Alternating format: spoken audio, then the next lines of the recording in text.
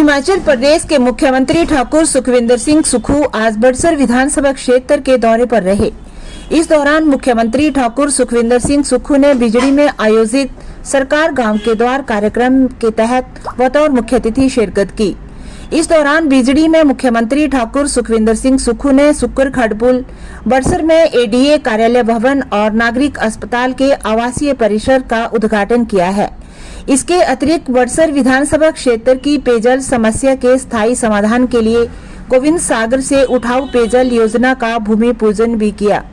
इस मौके पर बड़सर के विधायक इंद्रदत्त लखनपाल, पूर्व विधायक मनजीत सिंह, मुख्यमंत्री के राजनीतिक सलाहकार सुनील शर्मा बिट्टू, प्रदेश कांग्रेस सचिव किशन चौधरी सहित बड़सर ब्लॉक कांग्रेस के पदाधिकारी और कांग्रेस कार्यकर्ता मौजूद रहे।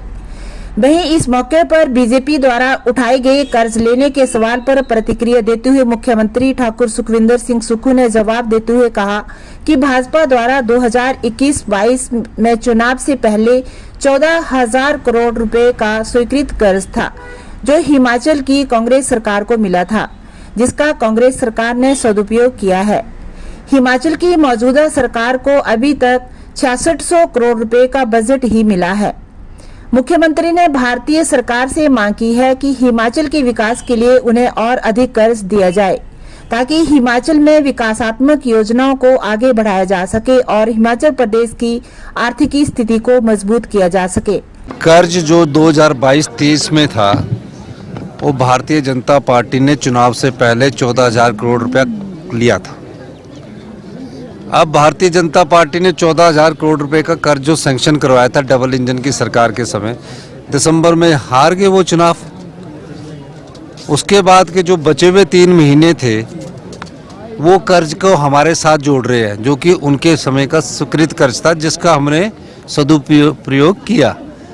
उसके बाद जो हमारी सरकार का पहला बजट आया, उसमें सिर्फ अभी तक हमको 6600 करोड़ रुपए का ही कर्ज मिला है। हम भारत सरकार से ये भी मांग कर रहे हैं कि हमें थोड़ा और कर्ज दिया जाए, ताकि हम अपनी अर्थव्यवस्था को पटरी पर लाएं। पिछले साल 14,000 करोड़ खर्च करने के बाद हमारे पास 6600 करोड़ गया, 8,000 करोड़ कम आया, फिर भी सरकार में विकास कार्यों में कोई कमी नहीं आने दी है हमारी सरकार ने। यही आर्थिक समृद्धि की ओर बढ़ते हुए हमारे कदम है। वहीं विपक्ष द्वारा सरकार गांव के द्वार कार्यक्रम पर उठाए गए सवालों पर पलटवार करते हुए मुख्यमंत्री ठाकुर सुखविंदर सिंह सुक्खू ने कहा कि शुरू में कागज को इकट्ठा किया जाता है और कागज को पढ़ा जाता है और फिर एक्शन लिया जाता है, लेकिन बीजेपी ने जनमंच के माध्यम से सरकारी धन का दुरुपयोग किया है। मुख्यमंत्री ने कहा कि बीजेपी सरकार के समय जनमंच के दौरान सरकारी धन का जमकर दुरुपयोग किया गया है, लेकिन कांग्रेस सरकार गांव के द्वार कार्यक्रम कर रही है, जिसके तहत लोगों की समस्याओं को सुना जा रहा है और बीजेपी की नाकामियों को भी लोगों के सामने बताया जा रहा है। शुरू में कागज को इकट्ठा किया जाता है, फिर उसको ध्यान से पढ़ा जाता है, पढ़ने के बाद उस पर एक्शन होता है, यही प्रक्रिया होती है। उनकी तरह सरकारी धन का दुरुपयोग नहीं किया गया जनमंच की तरह।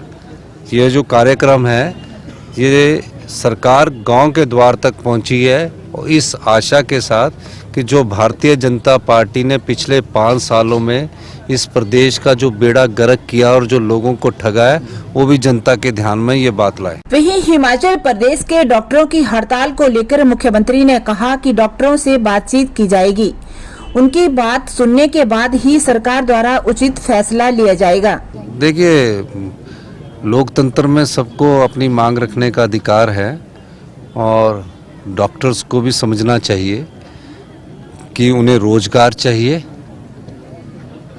चाहिए। तकरीबन 1200 के करीब डॉक्टर अभी MBBS करने के बाद घर में बैठे हैं।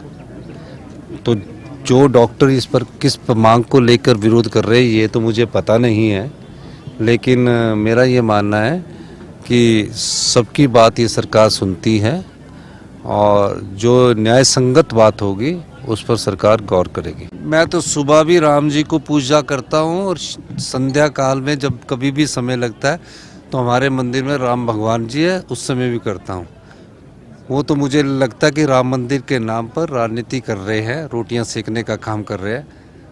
तो इसलिए वो हमारे पर टिप्पणी करने से अच्छा है और राम के आदर्शों को कि सरकार जो एक्टिव नज़र आ रही है इसमें संगठन भी एक्टिव ही है। संगठन अपना कार्य कर रहा है, सरकार भी अपना कार्य कर रही है।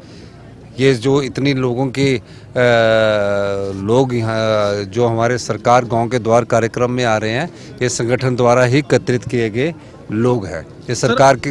सर आउटसोर्स कर्मचारियों को लेकर आपने कहा था कि पॉलिसी बनाएंगे अपना, हम आउटसोर्स कर्मचारियों को मेरा आउटसोर्स कहना चाहेंगे सर? नहीं, उनको जो सैलरी नहीं मिल रही है उनको सैलरी मिलेगी। मैं आपने मेरे ध्यान में बात लाई, मैं इस पर गौर करूँगा।